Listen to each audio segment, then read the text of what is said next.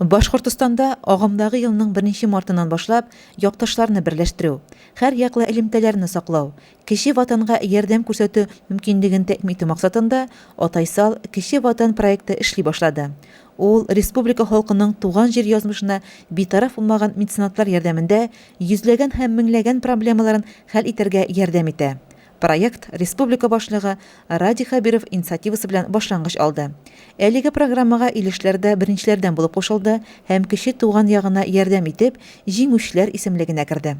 Шушы көннәрдә муниципаль район хакимиятенең утырышлар залында якташлар Атайсал республика конкурсының муниципаль этабына йомгак ясалды.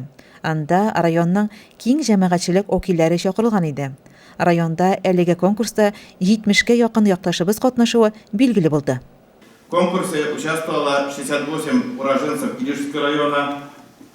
Многие участники конкурса принимали активное участие в развитии экономики, общественной жизни района, реализации проектов «Реальные дела», «Городская среда», программы поддержки местных инициатив, строительстве мечетей, обустройстве памятников и так далее.